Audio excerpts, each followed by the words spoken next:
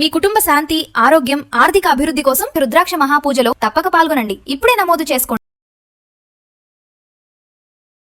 నమస్తే అమ్మా. నమస్తే.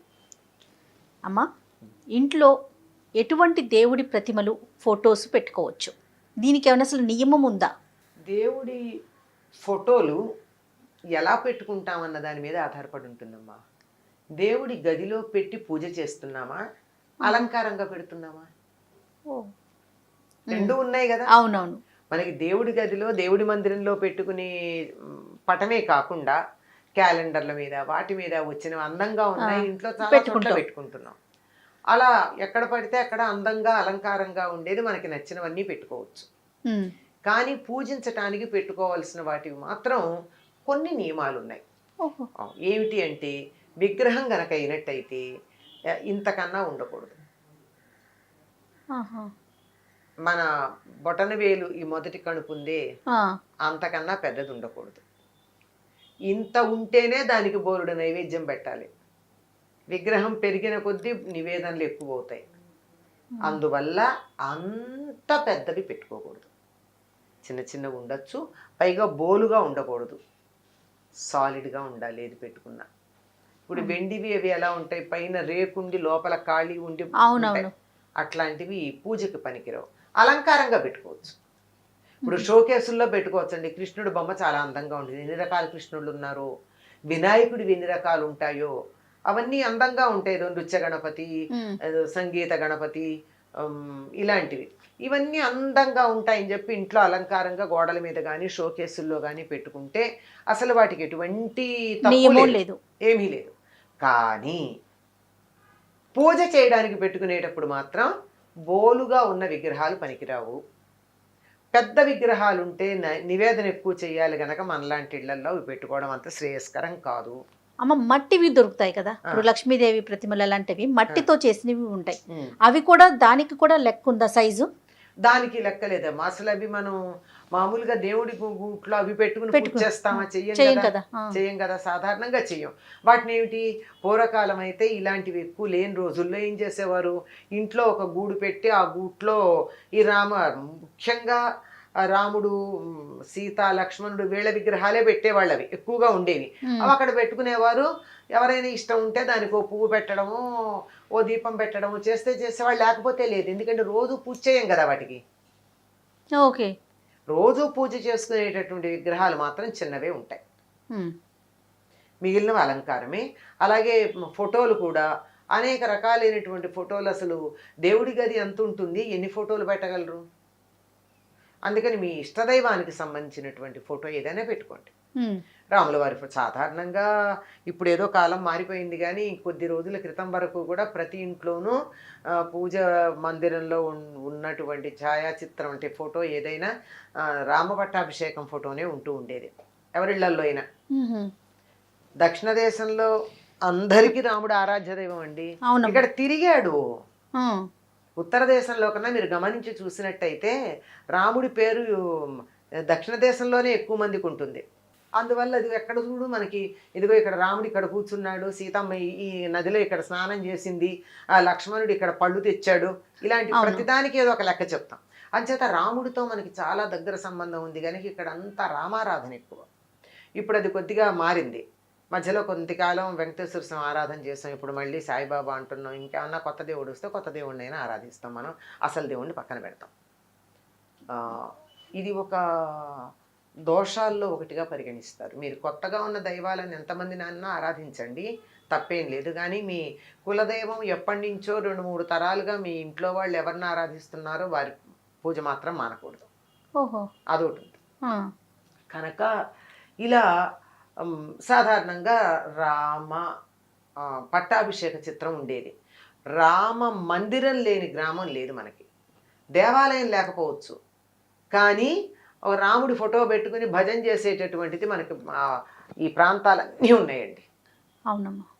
ఎంతంటే ఈ విజయనగరం, శ్రీకాకుళం జిల్లాల్లో నుంచి మలేషియా ప్రాంతానికి కూలీలుగా వెళ్ళినటువంటి వాళ్ళు కూడా ఈనాటికి ఒక దీపం స్తంభం పెట్టుకుని రామభజన చేస్తారు. ఈ రోజు కూడా మనం మానేసాం. అట్లా ఆ రాముల వారి విగ్రహం ఒక ప్రశాంతతగా ఉంటుంది, అందంగా ఉంటుంది అనిపిస్తే కృష్ణుడిది పెట్టుకోవచ్చు, అమ్మవారిది పెట్టుకోవచ్చు. ఎన్నున్నా ఇవి పరిమితంగా ఉండడమే చాలా మంచిది. తర్వాత రకరకాల సిద్ధాంతాలు ఉన్నాయి వీటికి. ఏ సిద్ధాంతం ఎంత వరకు దానికి వ్యాలిడిటీ ఉంది అన్నది ఆలోచించాలి. ఏదో ఆంజనేయుడి ఫోటో ఇంట్లో వస్తూ ఉంటే ఎట్ట ఎదురుగా సింహద్వారంలోంచి రాగానే ఎదురుగా ఉండాలని కొంతమంది, లేదండి వినాయకుడు ఉండాలని కొంతమంది ఇలా చెప్తూ ఉంటారు. మీ ఇష్టదైవాన్ని, మీ ఒపీనియన్ ఏంటమ్మా? ఆ, ఏ ఏ రూపంలో ఉంటే ఏం దయ దేవుడు, రూపాలు వేరు కానీ తత్వం ఒకటే కదా. అంతేగా. అంచేత వాటికి పెద్దగా మనం అనుకోవాల్సిన పని లేదు. కానీ ఒక పూజ చేయడం అంటూ గంధము కుంకుమ పెట్టి పూజ చేయడం మొదలుపెట్టిన తర్వాత ఆపకూడదమ్మా. మనం ఇలా అందంగా పెట్టుకునే వాటికి మనం ఫోటోలో బొట్టు ఉంటుంది కానీ మనం గంధం పెట్టం దానికి, గంధం కుంకం. దేవుడి గదిలో పెడితే ఖచ్చితంగా గంధం కుంకం పెడతాం. అది పెట్టామంటే దాన్ని పూజ చేస్తున్నామని అర్థం. ఇది అలంకారప్రాయంగా అందంగా ఉండడానికి, రామభావనం కృష్ణ భావనం నాలో కలగడానికి ఒక ప్రేరణగా ఇక్కడ పెట్టుకున్నాను, అక్కడ పూజకు పెట్టుకున్నాను. అందుకని పూజకు పెట్టుకునేవి మీ కులదైవం ఎవరైతే వాళ్ళని పెట్టుకోండి. ఎవరి పేరుని మీరు అర్చనలు చేసి స్తుతులు చేస్తారో అవి పెట్టుకోండి. మిగిలినవి ఇంట్లో అందంగా ఎక్కడైనా పెట్టుకోవచ్చు. విగ్రహాలైనా సరే, ఫోటోలైనా సరే. పెద్ద పెద్ద విగ్రహాలు అయితే మాత్రం నిత్య పూజలో పెట్టుకుంటే అంత నైవేద్యం పెట్టాలి, మరి పెట్టగలరా ఆలోచించుకోండి. శివలింగం కూడా ఇంట్లో పెట్టుకోకూడదు అని అంటూ ఉంటారు కదమ్మా, అది కరెక్ట్? లేదమ్మా, పెట్టుకోవచ్చు. కాకపోతే ఉంటే ఏంటంటే దానికి కాస్త నీళ్లు పోస్తూ ఉండాలి. రోజు పోయినా కనీసం వారానికి ఒక్కసారిన అభిషేకం చేయాలి. రోజు చేయడం మంచిది. ఇంట్లో శివలింగం ఉంటే ఎంత పెద్ద దానికి మీరు ఏమి ఎక్స్ట్రా ఏం చేయక్కర్లా. ఆ దేవుడికి పూజ చేసేటప్పుడే పువ్వు పెట్టడానికి వెళ్ళినప్పుడే ఈ శివలింగాన్ని ఒక వేరే పళ్ళెంలో పెట్టి దానికి కాస్త చేత అయితే త్రయంబకమే జామహే అనుకుని, అది రాకపోతే నమ శివాయ అని చెప్పి కాసి నీళ్లు పోసి తీసి తుడిచి దానికి ఇంత గంధం కుంకం పెడితే సరి, 1 నిమిషం పని. అలా చేయగలిగితేనే శివలింగం పెట్టుకోవాలి, లేకపోతే లేదు. నేను చెయ్యను కానీ నాకు లింగం కావాలి అంటే బాగుండదు. ఓకే, లెక్క ఏమన్నా ఉందమ్మా సైజు? అలా ఏం లేదు. లింగానికి శివలింగానికి ఏం లేదు. అది మామూలు తయారు చేసిన లింగమా సాలగ్రామమా అన్నది, సాలగ్రామాలను బట్టి దాంట్లో తేడాలు కూడా. ఇప్పుడు దేవుడి ఫోటోలు ప్రతిమలు కొన్ని పాడైపోతూ ఉంటాయి కదా, వాటిని ఏం చేయాలమ్మా? వాటిని, అది వెండి విగ్రహాలు అనుకోండి, దాన్ని మార్చుకుని వేరే చేయించుకోండి. అంటే కన్ను ముక్కు స్పష్టంగా ఉన్న విగ్రహాలకే పూజ చేయాలి కనుక అలా, లేకపోతే మార్చి చేయించుకోండి. ఇత్తడివైనా మార్చి చేస్తారు, అంతేగాని వాటిని ఎక్కడ పడితే అక్కడ పారేయకండి. ఒకటి.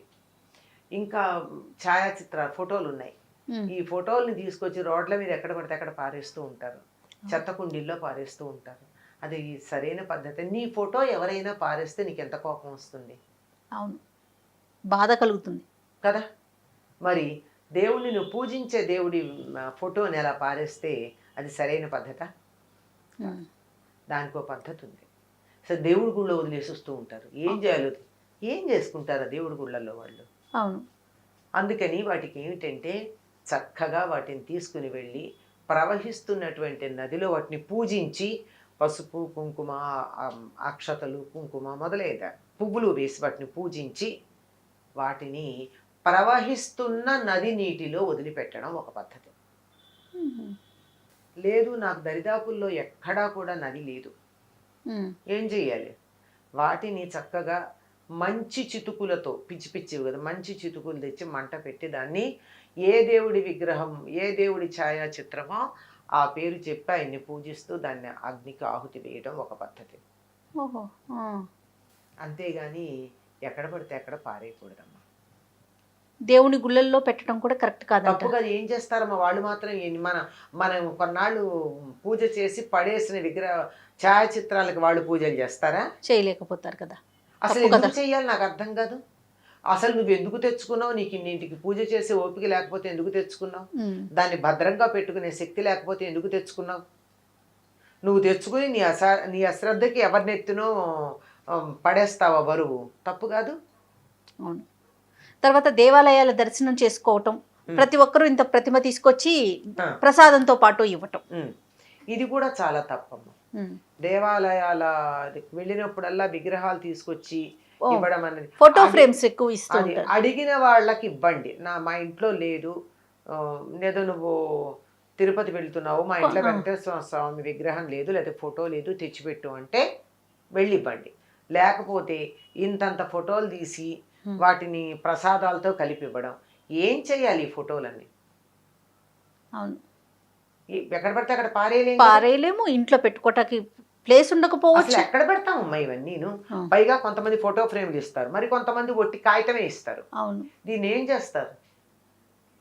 అందువల్ల నేను అందరికీ విజ్ఞప్తి చేస్తూనే ఉంటాను, ప్రసాదం ఇవ్వండి, హాయిగా తింటాం. భగవంతుడి అనుగ్రహం ఒకటి కత్తిగా బాగుంటుంది కదా, బాగుంటుంది, కానీ విగ్రహాలు ఫోటోలు ఇవ్వకండి అని రిక్వెస్ట్ చేస్తాం. అయినా కొంతమంది తెచ్చిస్తూ ఉంటారు. అవును, ఏం చేస్తాం, అన్నీ ఒక పక్కన పెడతాం. మరి దేవుడి దగ్గర పెట్టానో పూజ చెయ్యాలి.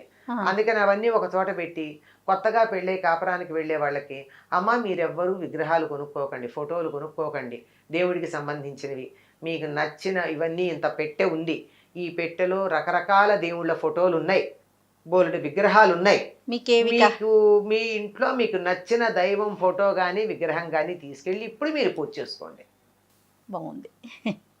అంటే అందరికీ తెచ్చిచ్చేవాళ్ళు ఉండకపోవచ్చు, అవును, ఈ తెచ్చిచ్చేవాళ్ళు ఎక్కువైపోయారు. అందరికీ నేను వీలైనంత వరకు తీర్థయాత్రలకు వెడుతున్నాము అని చెప్పే వాళ్ళందరికీ నేను ఒక విజ్ఞప్తి చేస్తూనే ఉంటా, ఓ, ప్రసాదం మాత్రమే తండి. విగ్రహాలు ఫోటోలు తెచ్చి అడిగి ఎవరైనా తెచ్చి పెట్టమని అడిగితే తెండి, కానీ ఎవరికి ఊరికే ఇవ్వకండి. ఏం చేసుకుంటారండి ఎన్నెన్ని విగ్రహాలు, చివరికి అసలు ఆ విగ్రహాల మీద దుమ్ము పడితే దులుపుకోవడానికి తీరిక కూడా లేనని విగ్రహాలు దేవుడి దగ్గర పెట్టుకుని ఏం చేస్తాం? చక్కగా కొన్ని పెట్టుకోవటం, శ్రద్ధగా పూజించటం. ఒకటో రెండో మీకు ఎంత ఓపిక ఉంటే అంత, ఎంత చేయగలిగితే అంత. అలానేనమ్మా, తప్పకుండా. నమస్తే. నమస్తే. ఇక ఈ వీడియో కనుక మీకు నచ్చినట్లయితే లైక్ చేయండి, షేర్ చేయండి. మరిన్ని వీడియోస్ కోసం మా ఛానల్ని సబ్స్క్రైబ్ చేసుకోండి.